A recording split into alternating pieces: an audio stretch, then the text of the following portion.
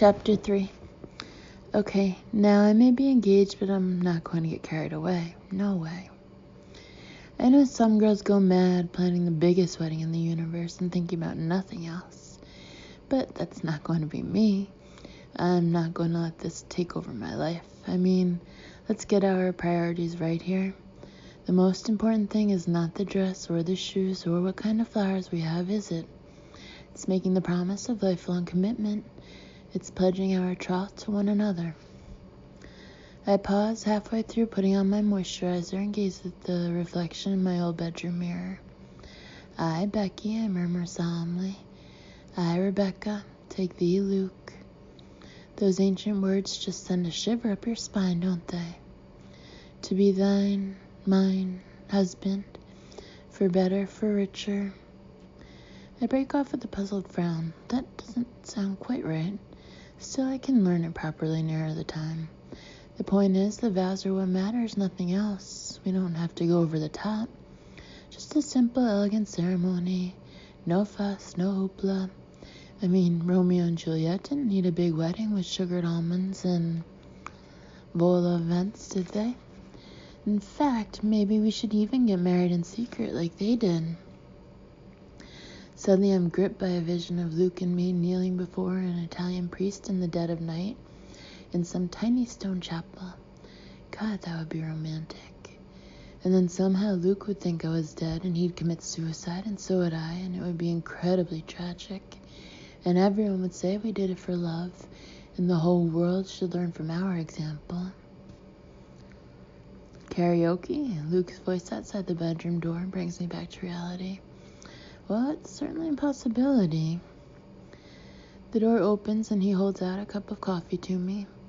He and I have been staying here at my parents' house since Suze's wedding, and when I left the breakfast table, he was refereeing my parents as they argued over whether or not the moon landings actually happened. Your mother's already found a possible date for the wedding, he says. What do you think about the... Luke! I put up a hand to stop him. Luke, let's just take this one step at a time, shall we? I give him a kind smile. I mean, we've only just got engaged. Let's just get our heads around that first. There's no need to dash into setting dates. I glance at myself in the mirror, feeling quite grown up and proud of myself. For once in my life, I'm not getting overexcited. You're right, says Luke after a pause. No, you are right. And the date your mother suggested would be a terrible hurry. Really? I take a thoughtful sip of coffee. So, just out of interest, when was it? June 22nd, this year. He shakes his head. Crazy, really. It's only a few months away. Madness, I say, rolling my eyes. I mean, there's no hurry, is there? June 22nd. Honestly, what is Mom thinking? Although, I suppose a summer wedding would be nice in theory. There's nothing actually stopping us getting married this year. And if we did make it June, I could start looking at wedding dresses straight away. I could start trying on tiaras. I could start reading brides. Yes. On the other hand, I add casually, there's no real reason to delay, is there? I mean, now we've decided in one sense. We might as well just do it. Why hang around? Are you sure? Becky, I don't want you to feel pressured. It's okay, I'm quite sure. Let's get married in June. I give him an exhilarated beam. Shall we go out and register today? Oops, that just kind of slipped out. Today? Says Luke, looking taken aback. You're not serious. Of course not, I give a light-hearted laugh. I'm joking. Although, we could go and start looking at a few things, purely for information. Becky, I'm busy today, remember? He glances at his watch. In fact, I must get going. Oh, yes, I say, trying to muster some enthusiasm. Yes, you don't want to be late, do you? Luke's spending the day with his mother, Eleanor, who is over in London on her way to Switzerland. The official version is that she's going there to stay with some old friends and, quote-unquote, enjoy the mountain air. Of course, everyone knows she's really going to have her face lifted for the zillionth time. Then this afternoon, Mom, Dad, and I are going up to meet them for tea at Claridge's. Everyone has been exclaiming about what a lucky coincidence it is that Eleanor's over here, so the two families will be able to meet. But every time I think about it, my stomach turns over. I wouldn't mind if it was Luke's real parents, his dad and stepmom, who are really lovely and live in Devon. But they've just gone out to Australia, where Luke's sister has moved, and they probably won't be back until just before the wedding. So all we're left with to represent Luke is Eleanor. Eleanor Sherman, my future mother-in-law. Okay, let's not think about that. Luke, I paused, trying to find the right words. How do you think it'll be? Our parents meeting for the first time, your mother and my mother. I mean, they're not exactly similar, are they? It'll be fine. They'll get on wonderfully, I'm sure. He honestly hasn't a clue what I'm talking about. I know it's a good thing that Luke adores his mother. I know sons should love their mothers. And I know he hardly ever saw her when he was tiny, and he's trying to make up for lost time, but still, how can he be so devoted to Eleanor? As I arrived downstairs in the kitchen, Mom's tidying up the breakfast things with one hand and holding the portable phone in the other. Yes, she's saying that's right, Bloomwood, Bloomwood, of Akshat, Surrey. And you'll fax that over? Thank you. Good. She puts away the phone and beams at me. That's the announcement gone in the Surrey Post. Another announcement? Mom, how many have you done? Just the standard numbers, she says defensively. The Times, the Telegraph, the Akshat Herald, and the Esher Gazette. And the Surrey Post. Yes, so only 5. 5? Becky, you only get married once, says Mom. I know, but honestly... Now listen, Mom is rather pink in the face. You're our only daughter, Becky, and we're not going to spare any expense. We want you to have the wedding of your dreams. Whether it's the announcements or the flowers or a horse and carriage like Susie had, we want you to have it. Mom, I wanted to talk to you about that, I say awkwardly. Luke and I will contribute to the cost. Nonsense, says Mom briskly. We wouldn't hear of it. But we've always hoped we'd be paying for a wedding one day. We've been putting money aside especially for a few years now. Really? I stare at her, feeling a sudden swell of emotion. Mom and Dad had been saving all this time and they never said a word. I had no idea. Yes, well, we weren't going to tell you, were we? Now, Mom snaps back into business-like mode. Did Luke tell you we found a date? You know it wasn't easy. Everywhere is booked up. But I've spoken to Peter at the church. He's had a cancellation. And he can fit us in at 3 on that Saturday. Otherwise, it would be a question of waiting until November. November? I pull a face. That's not very wedding-y. Exactly. So I told him to pencil it in. I put it on the calendar. Look. I glance over at the fridge calendar, which has a different recipe using Nescafe for each month. And sure enough, there in June is a big felt-tipped Becky's wedding. I stare at it, feeling slightly weird. I am going to get married. It's something I've secretly thought out for so long. And now it really is happening. I've been having a few ideas about the marquee, adds Mom. I saw a beautiful striped one in a magazine somewhere, and I thought I must show that to Becky. She reaches behind her and hauls out a stack of glossy magazines. Brides, Modern Bride, Wedding at Home, all shiny and succulent and inviting, like a plate of sticky donuts. Gosh, I say, forcing myself not to reach greedily for one. I haven't read any of those bridal things yet. I don't even know what they're like. Neither have I, says Mom at once, as she flicks expertly through an issue of Wedding at Home. Not properly, I've just glanced through for the odd idea. I mean, they're really just adverts mainly. I hesitate, my fingers running over the cover of You and Your Wedding. I can hardly believe I'm actually allowed to read these now, openly. I don't have to sidle up to the rack and take tiny, guilty peeks, like stuffing a biscuit into my mouth and all the time wondering if someone will see me. The habit's so ingrained I almost can't break it, even though I've got an engagement ring on my finger now.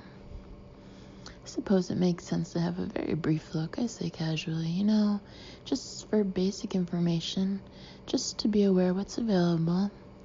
Oh, sod it. Mom's not even listening anyway, so I might as well give up pretending I'm not going to read every single one of these magazines avidly from cover to cover.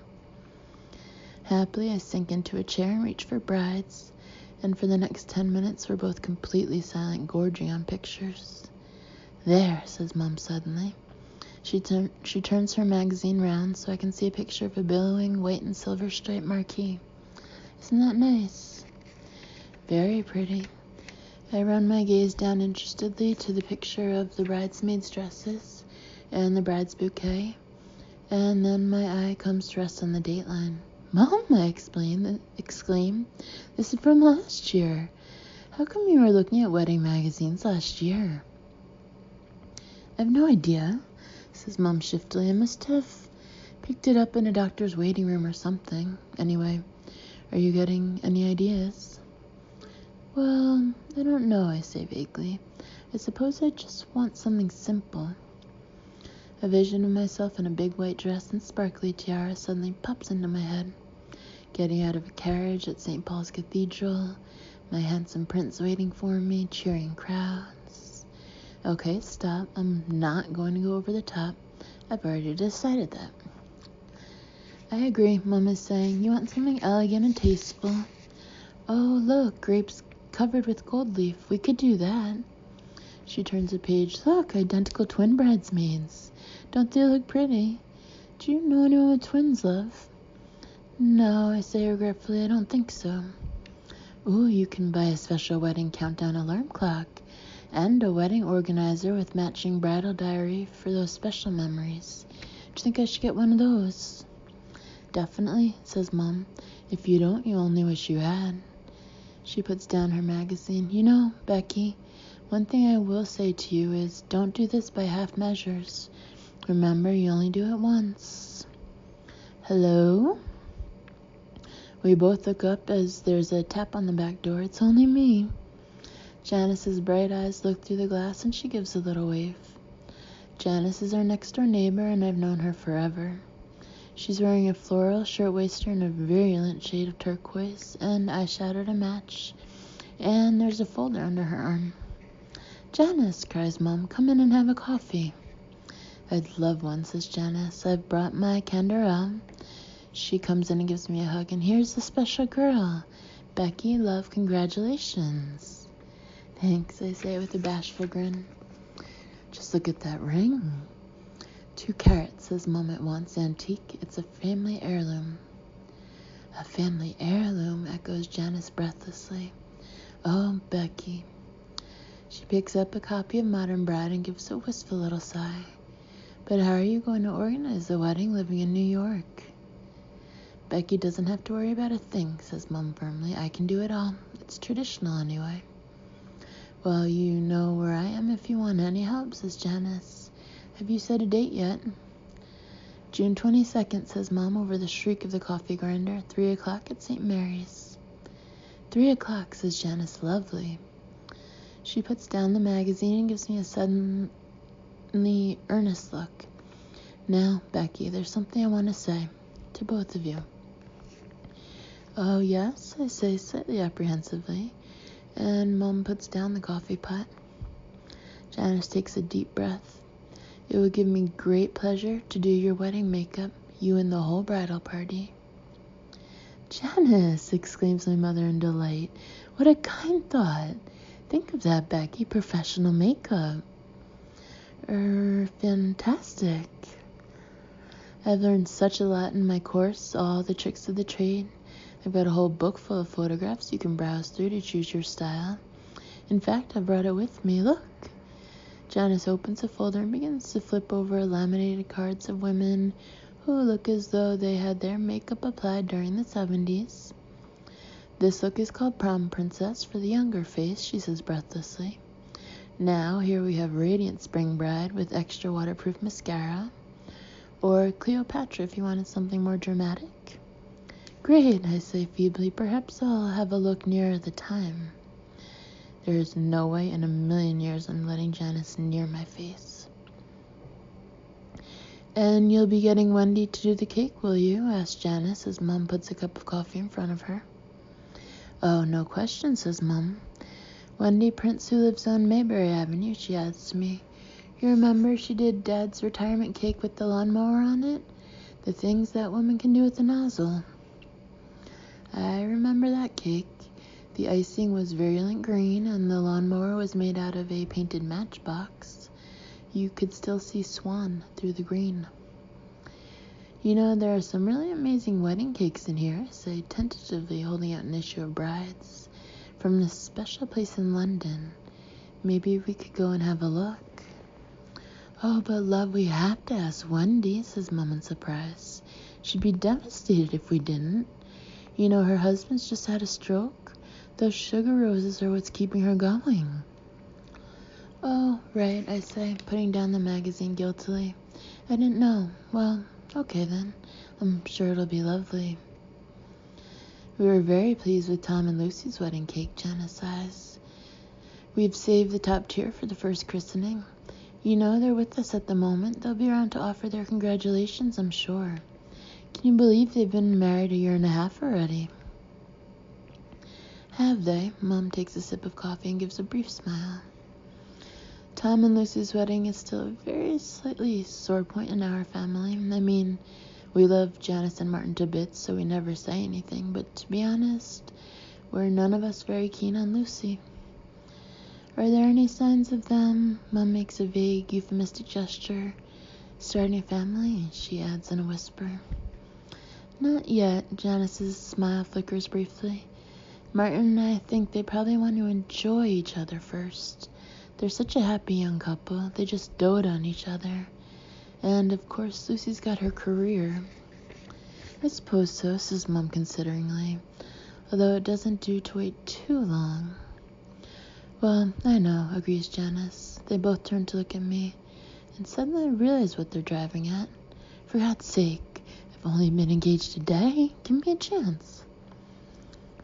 I escape to the garden and wander around for a bit, sipping my coffee. The snow is starting to melt outside, and you can just see patches of green lawn and bits of rose bush. As I pick my way down the gravel path, I find myself thinking how nice it is to be in an English garden again, even if it is a bit cold. Manhattan doesn't have any gardens like this. There's Central Park, and there's the odd little flowery square, but it doesn't have any proper English gardens with lawns and trees and flower beds. I've reached the rose arbor, and I'm looking back at the house, imagining what a marquee will look like on the lawn, when suddenly there's a rumble of conversation from the garden next door. I wonder if it's Martin, and I'm about to pop my head over the fence and say hello, when a girl's voice comes clearly over the snow, saying, define frigid, because if you ask me, it's Lucy, and she sounds furious. There's a mumbled reply, which can only be Tom. And you're such a bloody expert, are you? Mumble, mumble. Oh, give me a break. I edged surreptitiously toward the fence, wishing desperately I could hear both sides. Yeah, well, maybe if we had more of a life, maybe if you actually organized something once in a blue moon, maybe if we weren't stuck in such a bloody rut. Lucy's voice is so hectoring, and now Tom's voice is raised defensively in return. We went out to... All you could do is complain. Made a real bloody effort. Crack. Shit, I've stepped on a twig. For an instant I consider running, but it's too late. Their heads have already appeared over the garden fence. Tom's all pink and distressed, and Lucy's tight with anger. Oh, hi, I say, trying to look relaxed. How are you? I'm just, having a little stroll, and I dropped my hanky. Your hanky? Lucy looks suspiciously at the ground. I can't see any hanky. Well, so how's married life? Fine, says Lucy shortly. Congratulations, by the way. Thanks. There's an awkward pause, and I find myself running my eyes over Lucy's outfit, taking in her top, parentheses black polo neck, probably M&S, close parentheses trousers, parentheses Earl jeans, quite cool actually, close parentheses, and boots, parentheses high-heeled with laces, Russell and Bromley, close parentheses. This is something I've always done, checking out people's clothes and listing them in my mind like on a fashion page. I thought I was the only one who did it, but then I moved to New York and there everyone does it. Seriously, everybody. The first time you meet anyone, whether it's a rich society lady or a doorman, they give you a swift 3-second top-to-toe sweep. You can see them costing your entire outfit to the nearest dollar before they even say hello. I call it the Manhattan once-over. So, how's New York? It's great, really exciting. I love my job. It's such a great place to live. I've never been, says Tom wistfully. I wanted to go there for our honeymoon. Tom, don't start that again, says Lucy sharply, okay? Maybe I could come and visit, says Tom. I could come for the weekend. Yes, maybe. You could both come, I tail off lamely as Lucy rolls her eyes and stomps toward the house. Anyway, lovely to see you, and I'm glad married life is treating you anyway. I hurry back into the kitchen, dying to tell Mom what I just heard, but it's empty. Hey, Mom, I call. I just saw Tom and Lucy. I hurry up the stairs, and Mom is halfway down the loft ladder, pulling down a big, white, squashy bundle all wrapped up in plastic. What's that, I ask, helping her to get it down. Don't say anything, she says with suppressed excitement. Just, her hands are trembling as she unzips the plastic cover. Just look. It's your wedding dress, I say in astonishment as she pulls out the white frothy lace. I didn't know you still had that. Of course I've still got it. She brushes away some sheets of tissue paper. 30 years old, but still good as new. Now, Becky, it's only a thought. What's a thought, I say, helping her to shake out the train. It might not even fit you. Slowly I look up at her. She's serious. Actually, I don't think it will, I say, trying to sound casual. I'm sure you're much thinner than me, and shorter. But we're the same height, says Mom in puzzlement. Oh, go on, try it, Becky. 5 minutes later, I stare at myself in the mirror in Mom's bedroom. I look like a sausage roll in layered frills. The bodice is tight and lacy with ruffled sleeves and a ruffled neckline.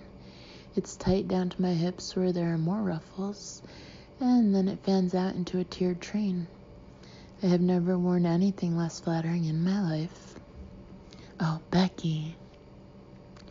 I look up, and to my horror, Mom's in tears. I'm so silly, she says, laughing and brushing at her eyes. It's just my little girl in the dress I wore. Oh, Mom. Impulsively, I give her a hug. It's a really lovely dress. How exactly do I add, but I'm not wearing it? And it fits you perfectly, gulps Mom, and rummages for a tissue. But it's your decision. She blows her nose. If you don't think it suits you, just say so. I won't mind. Oh God. I'll think about it. I manage at last and give Mom a lame smile. We put the wedding dress back in its bag and have some sandwiches for lunch and watch an old episode of Changing Rooms on the new cable telly Mom and Dad have had installed. And then, although it's a bit early, I go upstairs and start getting ready to see Eleanor. Luke's mother is one of those Manhattan women who always look completely and utterly immaculate. And today, of all days, I want to match her in the smartness stakes. I put on the DKNY suit I bought myself for Christmas, brand new tights and my new Prada sample sale shoes. Then I survey my appearance carefully, looking all over for specks or creases. I'm not going to be cut out this time. I'm not going to have a single stray thread or crumpled bit, which her beady X-ray eyes can zoom in on. I've just about decided that I look okay when Mom comes busting into my bedroom. She's dressed smartly in a purple Winsmore suit, and her face is glowing with anticipation. How do I look? She says with a little laugh. Smart enough for Claridge's? You look lovely, Mom. That color really suits you. Let me just... I reach for tissue, dampen it under the tap, and wipe at her cheeks where she's copied Janice's badger look approached to blush her. There, perfect. Thank you, darling. Mom peers at herself in the wardrobe mirror. This will be nice, meeting Luke's mother at last. I say non-committally.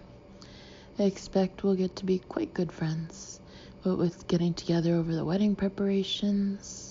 You know, Margot across the road is such good friends with her son-in-law's mother. They take holidays together. She says she hasn't lost a daughter. She's gained a friend. Mom sounds really excited. How can I prepare her for the truth? And Eleanor certainly sounds lovely. The way Luke describes her, he seems so fond of her. Yes, he is, I admit grudgingly, incredibly fond. He was telling us this morning about all the wonderful charity work she does. She must have a heart of gold. As Mom prattles on, I tune out and remember a conversation I had with Luke's stepmom, Annabelle, when she and his dad came out to visit us. I completely adore Annabelle. She's very different from Eleanor, much softer and quieter, but with a lovely smile that lights up her whole face. She and Luke's father live in a sleepy area of Devon near the beach, and I really wish we could spend more time with them. But Luke left home at 18 and he hardly ever goes back.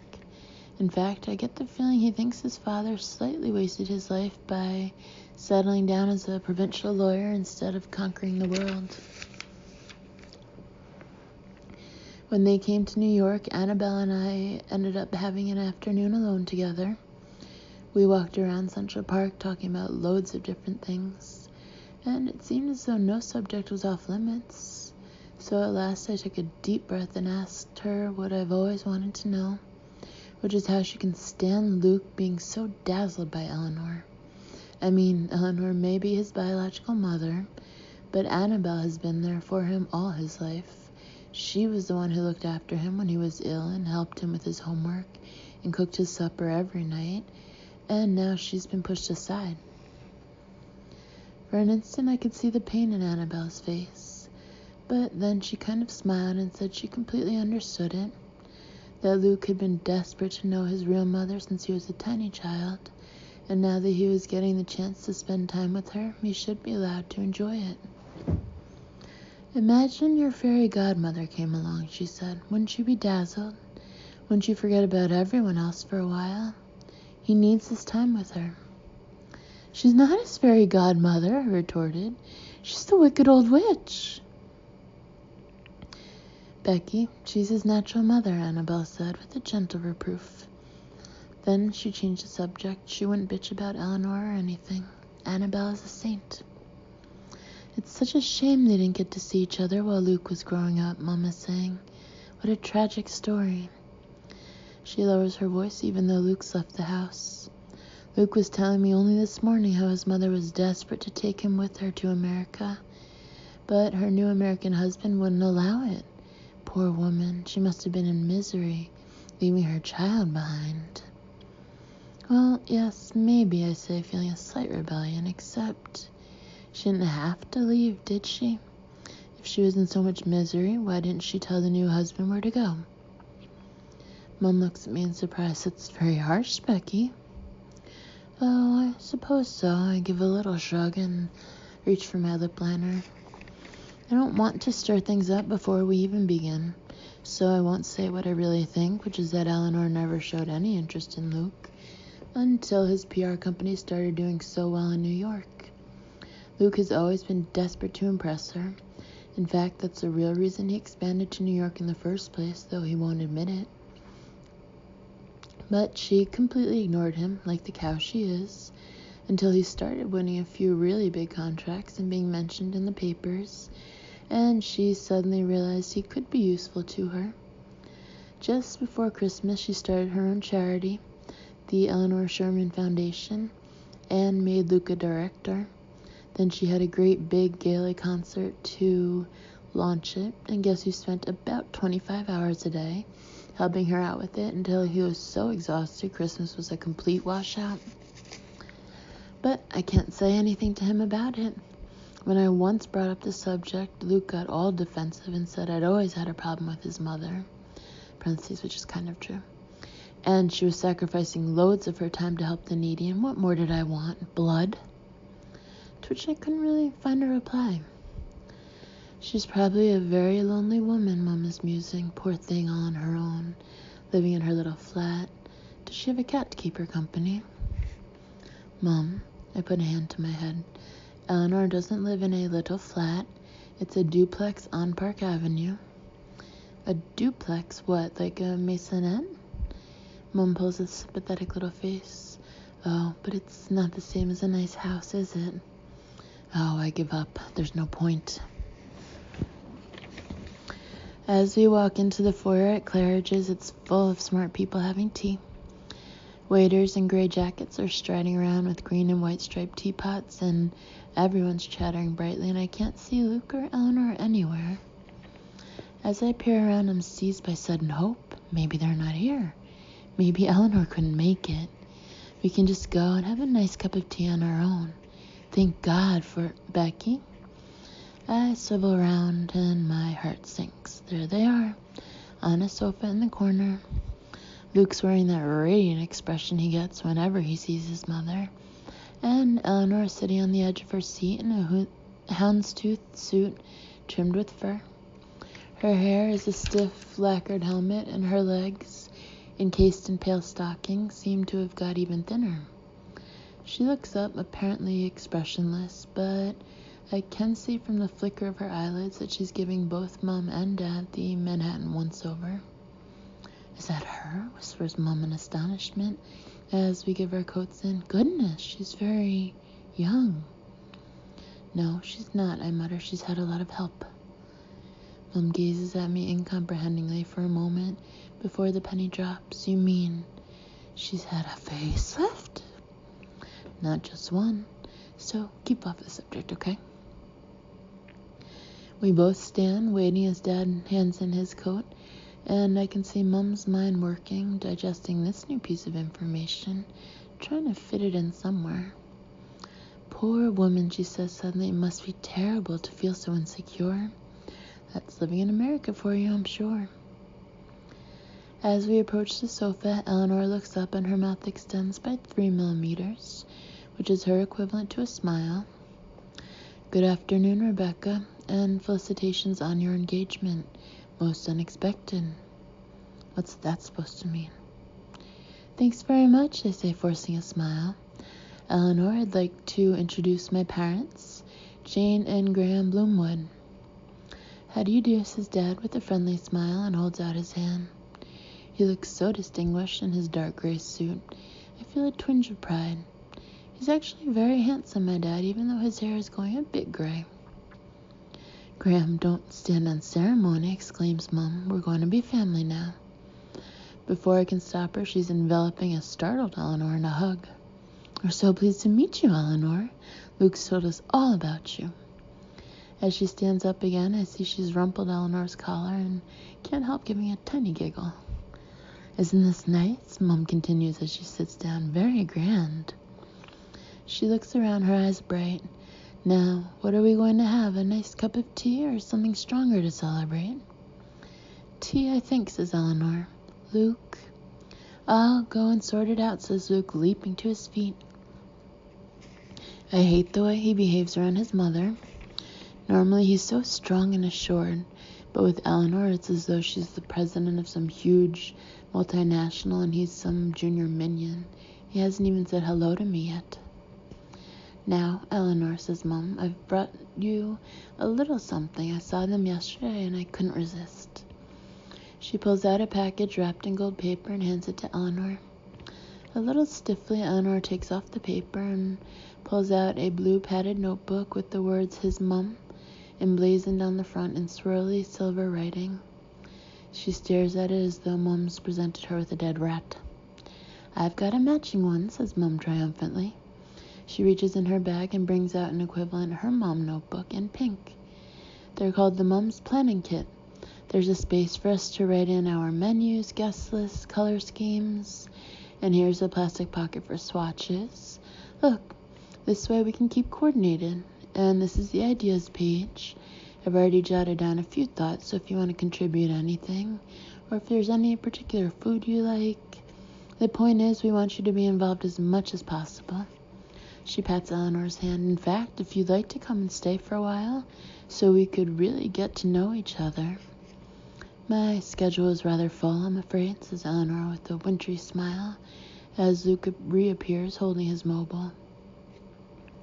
The tea's on its way, and I just had a rather nice phone call.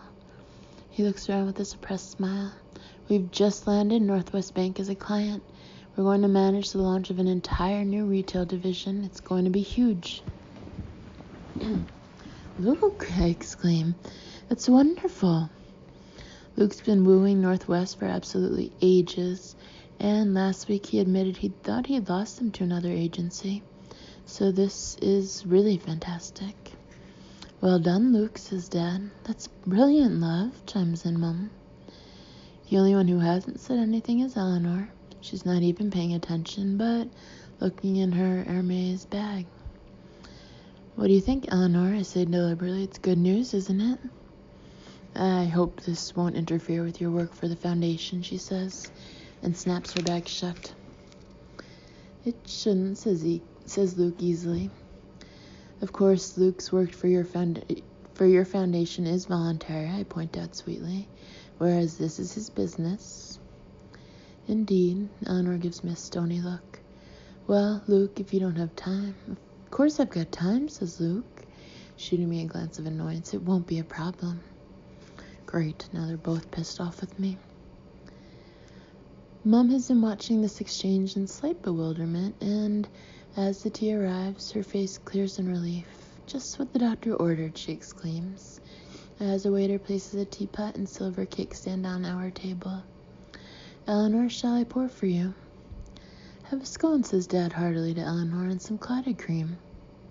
I don't think so. Eleanor shrinks slightly as though cream particles might be floating through the air and invading her body. She takes a sip of tea, then looks at her watch. I must go, I'm afraid. What? Mom looks up in surprise. Already? Luke, could you fetch the car? Absolutely, says Luke, draining his cup. What? Now it's my turn to stare. Luke, what's going on? I'm going to drive my mother to the airport, says Luke. Why? Why can't you take a taxi? As the words come out of my mouth, I realize I sound a bit rude, but honestly, this was supposed to be a nice family meeting. We've only been here about 3 seconds. There are some things I need to discuss with Luke, says Eleanor, picking up her handbag. We can do so in the car. She stands up and brushes an imaginary crumb off her lap. So nice to meet you, she says to Mom. You too, exclaims Mom, leaping up in a last-ditch attempt at friendliness. Lovely to meet you, Eleanor. I'll get your number from Becky and we can have some nice chats about what we're going to wear. We don't want to clash with each other, do we? Indeed, says Eleanor, glancing at Mom's shoes. Goodbye, Rebecca. Eleanor nods at Dad, Graham. Goodbye, Eleanor, says Dad in an outwardly polite voice, but as I glance at him, I can tell he's not at all impressed. See you later, Luke. As they disappear through the doors, he looks at his watch. 12 minutes. What do you mean, says Mom? That's how long she gave us. Graham, I'm sure she didn't mean. Mom breaks off as she notices the blue His Mom book still lying on the table amid the wrapping paper. Eleanor has left her wedding planner behind, she cries, grabbing it. Becky, run after her. Mom, I take a deep breath. I wouldn't bother. I'm not sure she's that interested. I wouldn't count on her for any help, says Dad. He reaches for the clotted cream and piles a huge amount onto his scone. Oh, Mom looks from my face to Dad's, then slowly subsides into her seat, clutching the book. Oh, I see. She takes a sip of tea, and I could see her struggling hard to think of something nice to say. Well, she probably just doesn't want to interfere, she says at last. It's completely understandable. But even she doesn't look that convinced. God, I hate Eleanor. Mom, let's finish our tea, I say. And then why don't we go to the sales? Yes, says Mom after a pause. Yes, let's do that. Now that you mention it, I could do with some new gloves. She takes a sip of tea and looks more cheerful. Perhaps a nice bag. We'll have a lovely time, I say, and squeeze her arm. Just us. And then the chapter ends with a couple of letters. The first one from Frenton, Benton, and Ogilvy, attorneys at law, 739 3rd Avenue, Suite 503, New York, New York, 10017. To Miss Rebecca Bloomwood, 251 West 11th Street, Apartment B, New York, New York, 10014. February 11, 2002. Dear Miss Bloomwood, may we be the very first to congratulate you on your engagement to Mr. Luke Brandon, the report of which we saw in the New York Observer. This must be a very happy time for you, and we send you our wholehearted good wishes. We are sure that at this time you will be inundated with many unwanted, even tasteless offers. However, we offer a unique and personal service to which we would like to draw your attention. As divorce lawyers with over 30 years' experience between us, we know the difference a good attorney can make. Let us all hope and pray that you and Mr. Brandon never reach that painful moment. But if you do, we are specialists in the following areas: contesting prenuptial agreements, negotiating alimony, obtaining court injunctions, uncovering information, parentheses, with the help of our in-house private detective, close parentheses. We do not ask that you contact us now. Simply place this letter with your other wedding memorabilia, and should the need arise, you will know where we are. Many congratulations again. Ernest P. Frenton, Associate Partner.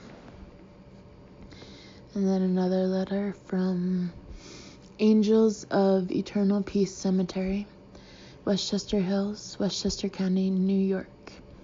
To Miss Rebecca Bloomwood, 251 West 11th Street, Apartment B, New York, New York, 10014, February 13th, 2002. Dear Miss Bloomwood, may we be the very first to congratulate you on your engagement to Mr. Luke Brandon, the report of which we saw in the New York Observer. This must be a very happy time for you, and we send you our wholehearted good wishes. We are sure that at this time you will be inundated with many unwanted, even tasteless offers. However, we offer a unique and personal service to which we would like to draw your attention: a wedding gift with a difference. What better way for your guests to show their appreciation of the love you have for each other than by giving you adjoining cemetery plots?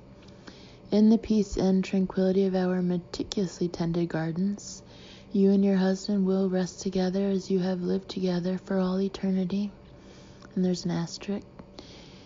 In case of divorce, plots can be moved to opposite sides of cemetery. A pair of plots in the prestigious Garden of Redemption is currently available at the special offer price of $6,500. Why not add it to your wedding list and let your loved ones give you the gift that will truly last forever? And then a double asterisk. Hamburg Family Mortuaries, Inc. reserves the right to reallocate grave space, giving 30 days notice in the event of redevelopment of the land. Parentheses, see attached terms and conditions, close parentheses. Again, many congratulations, and may you have a long and blissful married life together. Hank Hamburg, Director of Sales.